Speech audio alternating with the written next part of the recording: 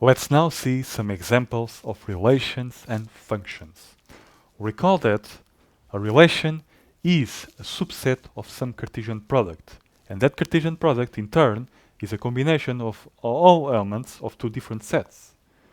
So in example number 1, we are going to start with the sets big X, which we define as being A, B, and C, and the set big Y, which is defined as just 1 and 2. The Cartesian product, now, is denoted like this, and this is an abbreviation for the following. It's all X and Y's.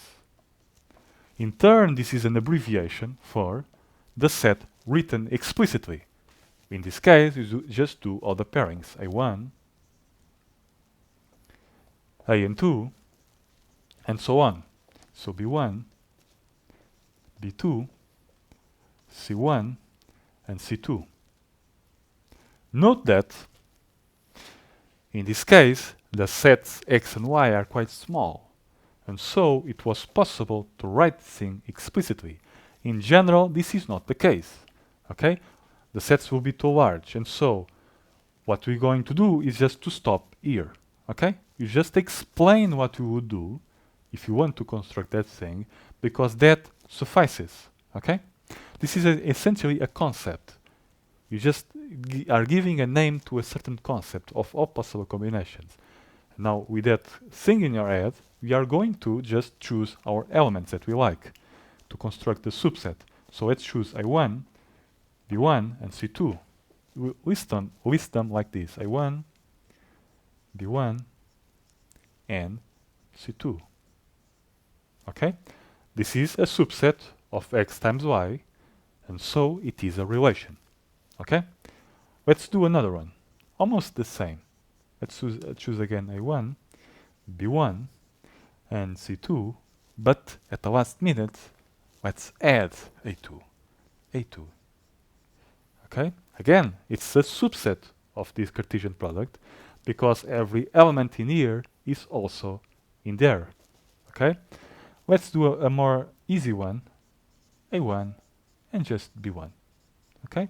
Again, another subset. Question: which one of these are relations and which one are functions? Before doing that, let's give them names. F, this is G, this is H. Now, F is a function. Is it true or is it false, this statement? Recall, being a function is a matter of definition.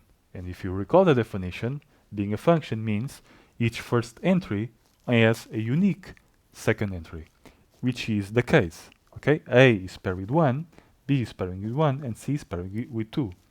Okay? And so this is true. This is a true statement.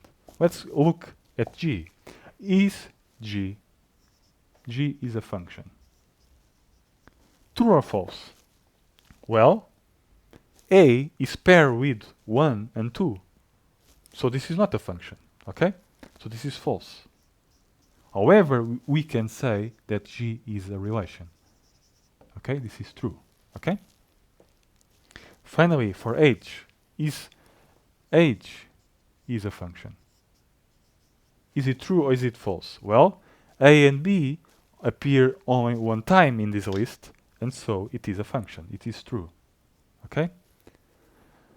Now, let's, for each one, write the domain and range. The domain of F is all the x's, which in this case is A, B, and C. The range of F is all the y's, which in this case is 1, 1, and 2. 1, 1, and 2.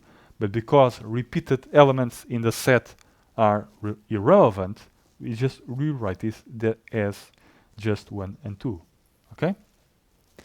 Let's do the same for G. G is not a function, but we can still define a domain and range. How? Well, the domain is all the x's and the range is all the y's. Okay? It's the same thing. So the domain of this relation, not a function, the domain of G is again A, B, and C. Okay, why? Because G contains F. Okay, every element in F is in G, so the domain must be the same, and the same for the range. Is again 1, 2. Okay. Finally, what's the domain of H? The domain of H is AB. Well, the range of H is just 1. Okay? Let's look more closely at this, because here you can see the domain of F is ABC, the same as X. So this is an example where the domain and the starting set X coincide. The range is again the same thing as Y. So the range and the codomain, this is the codomain, are the same. The same thing for G, so this is X, big X, and this is big Y. Now here, this is not the case. The domain of H is AB. It is a subset. It is a subset of the big X domain. The same is with the range. It's again a subset of Y, which in this case is a codomain.